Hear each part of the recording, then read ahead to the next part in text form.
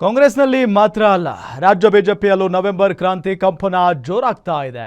ಕಮಲ ಪಡೆಯಲ್ಲಿ ಬಣ politics ಜೋರಾಗಿದ್ರು rebels team ಮತ್ತೆ active ಆಗಿದ್ದಾರೆ. ಹಾಗಾದ್ರೆ ಬಿಜೆಪಿಯಲ್ಲಾಗುವ ಬದಲಾವಣೆ ಏನು, ಏನಿದು ಕ್ಷಿಪ್ರ ಕ್ರಾಂತಿಯ ಮುನ್ಸೂಚನೆ ಅನ್ನೋದರ ಕಂಪ್ಲೀಟ್ ರಿಪೋರ್ಟ್ ಇಲ್ಲಿದೆ ನೋಡಿ. ಕಾಂಗ್ರೆಸ್ನಲ್ಲಷ್ಟೇ ಅಲ್ಲ, ಬಿಜೆಪಿಯಲ್ಲೂ ಕ್ರಾಂತಿ ಕಂಪನ.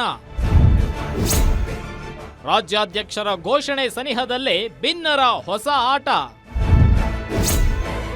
ರೆಬಲ್ಸ್ ಜೊತೆ ಯತ್ನಾಳ್ ಪ್ರತ್ಯಕ್ಷ, ಏನಿದು ತಂತ್ರಗಾರಿಕೆ?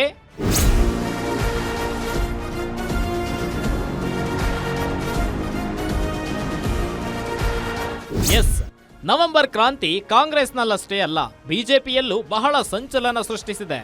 ರಾಜ್ಯ ಬಿಜೆಪಿ ಸಾರಥಿ ವಿಚಾರಕ್ಕೆ ಪಕ್ಷದಲ್ಲಿ ಮನೆಯೊಂದು ಮೂರು ಬಾಗಿಲು ಎಂಬಂತಾಗಿದೆ.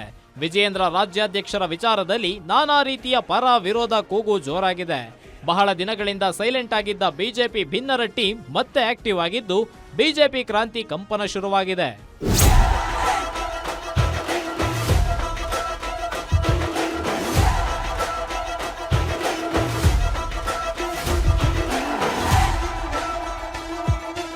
ನಿನ್ನೆ ಸದಾಶಿವನಗರದ ಕುಮಾರ ಬಂಗಾರಪ್ಪ ನಿವಾಸದಲ್ಲಿ ರೆಬೆಲ್ಸ್ ಬಣ ಸಭೆ ನಡೆಸಿ ನಾಯಕತ್ವ ಬದಲಾವಣೆಯ ಬಗ್ಗೆ ವರಿಷ್ಠರ ಗಮನ ಸೆಳೆಯಲು ತಂತ್ರಗಾರಿಕೆ ರೂಪಿಸಿದೆ. ಅದರಲ್ಲೂ ಈ ಬಾರಿ ಉಚ್ಚಾಟಿತ ನಾಯಕ ಬಸನಗೌಡ ಪಾಟೀಲ್ ಯತ್ನಾಳ್ ಜೊತೆ ರೆಬೆಲ್ ಟೀಮ್ ಕಾಣಿಸಿಕೊಂಡಿದೆ. ಯತ್ನಾಳ್ ಉಚ್ಚಾಟನೆಯಾಗಿ 6-7 ತಿಂಗಳುಗಳು ಕಳೆದಿದ್ದು ಎಲ್ಲೂ ಕೂಡ ಯತ್ನಾಳ್ ಜೊತೆ ಬಹಿರಂಗವಾಗಿ ಬಿಜೆಪಿ ನಾಯಕರು ಕಾಣಿಸಿಕೊಂಡಿರಲಿಲ್ಲ.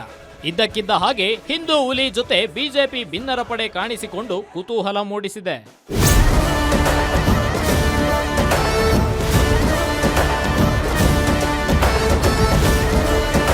ಬಿಜೆಪಿ ರಾಜ್ಯಾಧ್ಯಕ್ಷರ ಘೋಷಣೆಗೆ ಸನಿಹದಲ್ಲೇ ಬಿಜೆಪಿ ರೆಬೆಲ್ಸ್ ಟೀಮ್ ಹೊಸ ಆಟ ಪ್ರಾರಂಭಿಸಿದ್ದು ಈ ಬಾರಿ ಯಾವುದೇ ಕಾರಣಕ್ಕೂ ನಮ್ಮ ಪ್ರಯತ್ನ ವಿಫಲವಾಗಬಾರದೆಂದು ತಂತ್ರಗಾರಿಕೆ ಮಾಡಿದೆ. ಯಾವುದೇ ಕಾರಣಕ್ಕೂ ವಿಜಯೇಂದ್ರರನ್ನ ಮುಂದುವರೆಸಬಾರದೆಂದು ಪಣ ತೊಟ್ಟಿದ್ದಾರೆ. ವಿಜಯೇಂದ್ರ ಅವರ 2 ವರ್ಷಗಳ ಸಾಧನೆಗಳನ್ನ ಹೈಕಮಾಂಡ್ ಮುಂದೆ ಇಡಲು ಸಜ್ಜಾಗಿದ್ದಾರೆ. ರಾಜ್ಯಾಧ್ಯಕ್ಷರ ಕಾರ್ಯವೈಖರಿ ಬಗ್ಗೆ ಚರ್ಚೆಯಾಗಿದ್ದು ಸರ್ಕಾರದ ವಿರುದ್ಧ ಹೋರಾಟ ಮಾಡುವಲ್ಲಿ ಸಂಪೂರ್ಣ ವಿಫಲರಾಗಿದ್ದಾರೆ. ಪಕ್ಷ ಸಂಘಟನೆ ಕೂಡ ಪಾತಾಳಕ್ಕೆ ಕುಸಿದು ಹೋಗಿದೆ ಅಂತ ಶೀಘ್ರದಲ್ಲೇ ಹೈಕಮಾಂಡ್ ಗಮನಕ್ಕೆ ತರಲೇಬೇಕೆಂದು ತೀರ್ಮಾನ ಮಾಡಿದ್ದಾರೆ.